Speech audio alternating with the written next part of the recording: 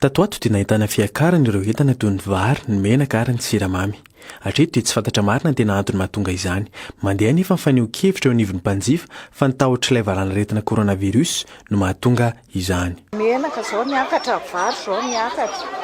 Izay aloha zao ny hitako teo fa ny ankoatran'izay aloha zany mbola tsy mijery fa izay fotsiny ny vao hoe andeha hividy izay dia ny vary makalika zao ohatra ny isan'andro 10 000 foana, zao efa lasa 12 500 atsy. Ohatr'izany menaka zao 25 000 efa lasa 30 000. Dia olona zany vao maheno an'izany dia efa ampiakariny daholo ilay entany. Tsisy manara-maso koa dia manao izay tiany daholo ny olona. Mivaky ireo mpivarotra ny tsarany fa ny fampiakaran'ny vidin'entana ataon'ireo mpamongady no mahatonga azy ireo mampisontra ny vidin'entana ao amin'izy ireo. Eto aminay zany misy miakatra, misy midina. Arakaraka ny any amin'ny fakany ohatra hoe mampiakatra ny any dia tsy maintsy mampiakatra aty.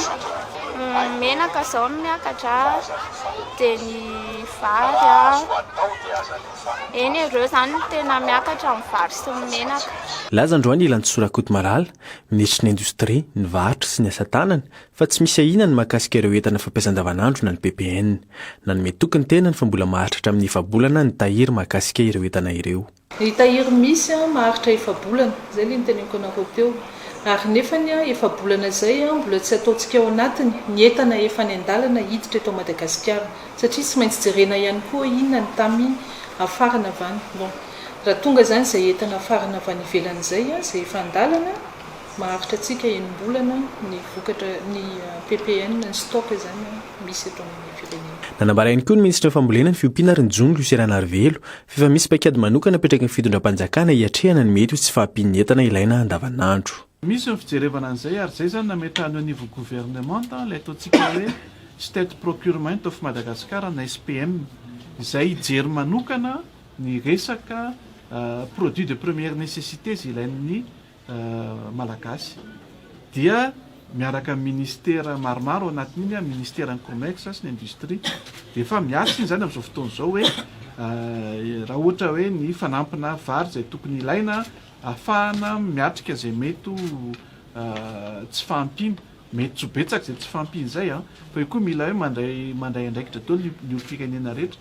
Efa nampitandrina moa ny filoha Andry Rajoelina ho an'ireo mpandraharaha mety alaim-panahina raha roatra izao toe-javatra izao ka hampiakatra ny vidin'entana.